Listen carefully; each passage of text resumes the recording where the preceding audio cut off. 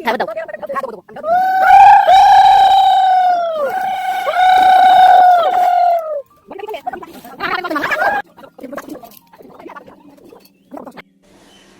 Morning friends, এখন বাজে সকাল 6টা। আমি ডালিয়ার খিচুড়ি রান্না করছি। এই দেখো ডালিয়ার খিচুড়ি রান্না করছি। এর মধ্যে বরবটি, টমেটো, আলু, কুমড়ো, সোয়াবিন সব দিয়েছি। যেভাবে খিচুড়ি হয় সেভাবেই রান্না হচ্ছে, কিন্তু চালের বদলে ডালিয়া। আর ডাল তো দেয়ই খিচুড়িতে, মুগের ডাল। এটা একদম নিরামিষ খিচুড়ি, কারণ আজকে চাপড়া ষষ্ঠী। শুভ চাপড়া ষষ্ঠী বন্ধুরা। তো কাদের কাদের এই চাপড়া ষষ্ঠী আছে বাড়িতে, মানে এই পুজোটা কাদের কাদের আছে অবশ্যই কমেন্টে বলবে। আমাদের তো মানে আমার শ্বশুর বাড়িতে তো এই পুজোটা হয়, আর এই ষষ্ঠী ধরেই দুর্গা ষষ্ঠী হয়, মানে পুজোর আর 1 মাস। তার মানে সবার মনে নিশ্চয়ই খুব আনন্দ হচ্ছে, পুজো চলে এসেছে এটা ভেবে। আমারও হচ্ছে। এই খিচুড়িটা পুজো হওয়ার পরে আমি আর আমার শাশুড়ি খেতে পারবো।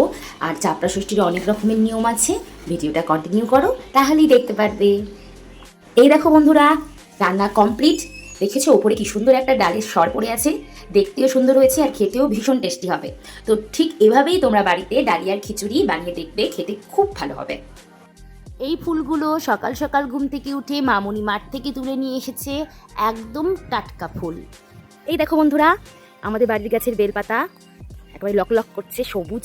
এই যে লগি দিয়ে বেলপাতা পাড়া হচ্ছে, চাপড়া ষষ্ঠী পুজোর জন্য লাগবে। এই যে শাশুড়ি মা লগি দিয়ে পাড়ছে। ও আমার অ্যাডেনিয়াম গাছটাই কি সুন্দর ফুল ফুটেছে আজকে চাপড়া ষষ্ঠীর দিন। এটা অ্যাডেনিয়াম, থোকা অ্যাডেনিয়াম। এটা হাত কেটে যাবে না তো? তাই দাদুকে জিজ্ঞাসা করছে। দাদু এখানে চাপড়া ষষ্ঠী হবে, সেই জন্য চাপড়া ষষ্ঠীতে নৌকা বানাচ্ছ তাই তো? পুজোর জন্য নৌকা বানাচ্ছে। এটা এখন মাপজোক করে বানাতে হবে, না হলে জলে ভাসবে না। ওই যে ওপাশে ফুল রাখা আছে। আমার শ্বশুর শাশুড়ি দুজন মিলে নৌকা তৈরি করছে। এভাবে একসাথে কাজ করলে কাজ অনেক সহজ হয়ে যায়। এবারে মামুনি ফুলগুলো দিয়ে স্টিক তৈরি করে নিচ্ছে নৌকাটাকে সাজাবে বলে, এবং কলা, শসা, ঝিঙেগুলোতে এক এক করে সিঁদুর লাগিয়ে নিচ্ছে। এবার ফুলের স্টিকগুলো দিয়ে নৌকাটাকে সুন্দর করে সাজিয়ে নিল।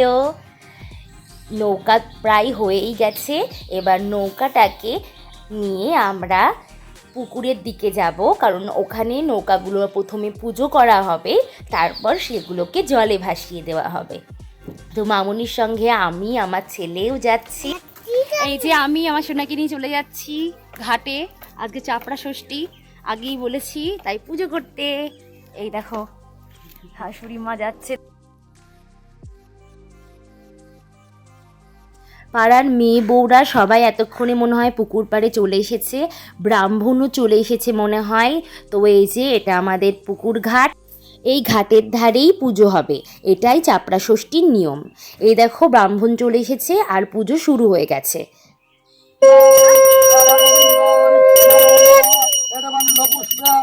পুজো শেষ হয়ে যাওয়ার পর পুজোর নিয়ম অনুযায়ী একে একে নৌকাগুলো জলে ভাসিয়ে দিলাম। দেখো কি সুন্দর দেখতে লাগছে, জলে নৌকাগুলো ভাসছে। তো আজকের মতো ব্লগটা এখানেই শেষ করছি, টাটা।